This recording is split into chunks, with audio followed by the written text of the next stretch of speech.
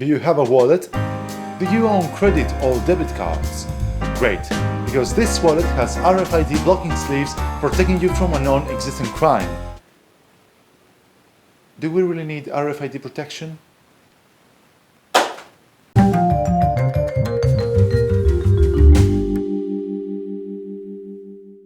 Hello there, Minus here, and this is How&Why.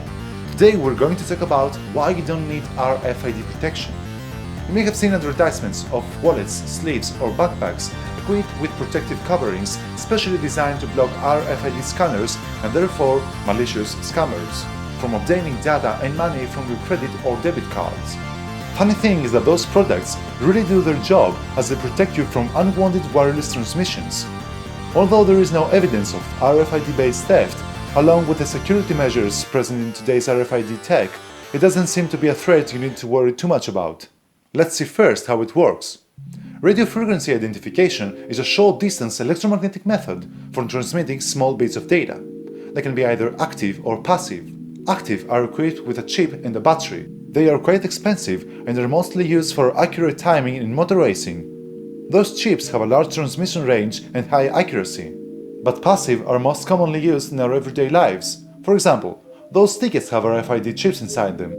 When they come close to a receiver, they open the gates of the subway station. They are also used as anti-theft measure in stores. Various products have this little thing which, when activated, securities alert. Other sorts of uses of RFID include parcel tracking for more efficient and faster checks, in passport and ID security, companies, parking lots, as well as in our debit cards. But how RFID-based theft reached the surface of interest? These rumors of hackers wandering about with RFID scanning equipment, skimming people's cards for profit, is just fear-mongering. A whole RFID security industry has been built around this fear of people stealing your information from a distance. In reality, if someone really wanted to steal personal info from credit cards, they would first find a busy place where many people pass through and most likely are about to use their credit cards. Shopping malls. They should be equipped with RFID scanning equipment, which is quite expensive. In addition, they should have a directional antenna which can intercept signals from a fair distance, passing through people's pockets with this apparatus on their hands.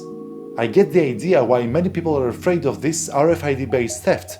The technology is there, but there are some disadvantages as well. Quite a few, to be honest.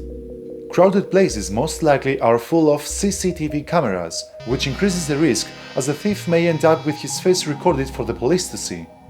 Nowadays, most contactless cards rely on one-time use codes generated for each purchase, making it much harder to duplicate and use as scan card. Even if someone wanted so badly to use this technology to steal money, he would end up with an 8-hour physical presence to snatch from a few hundreds to a few thousand cards. But the hacker can break into the average website, stealing from thousands to millions of cards for a few hours' effort. And most important, remotely. Point is, RFID theft is not worth the risk.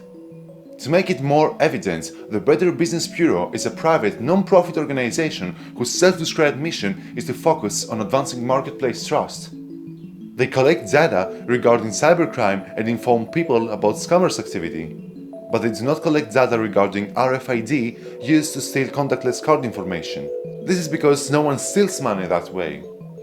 Fun fact: most examples of RFID-based theft originate from security researchers attempting proof-of-concept attacks. So why all that fuss? RFID is especially subject to hacking because the transmission protocol is not encrypted. The first generation of RFID-enabled credit cards transmitted financial information in clear text, but today those cards do not exist anymore. Regarding the likelihood of RFID-based theft nowadays, Eva Casey Velasquez, CEO of the Identity Theft Resource Center, stated that there is little data supporting that claim. Quote, "Thieves have better and quicker ways to obtain this info. For one, it's cheaper to buy credit card numbers on the dark web instead of purchasing an RFID scanner. They could also do some hacking and steal these numbers much faster than going person to person with a scanner. There have been hundreds of millions of credit cards stolen in the same time frame, and there have been countless financial crimes, but not a single one of them is real RFID theft. It can undoubtedly be done, but the risks taken are vast. So this topic falls in the domain of threats and risks between what can be done and what is likely to be done. And so far, RFID-based crime is not only very unlikely, but non-existent. This is how marketing works. In many cases, vendors create a problem in order to provide solution aiming profit. Sometimes this problem is unlikely to be faced, so they do what is known as the self-fulfilling prophecy, the possibility of a problem which eventually occurs.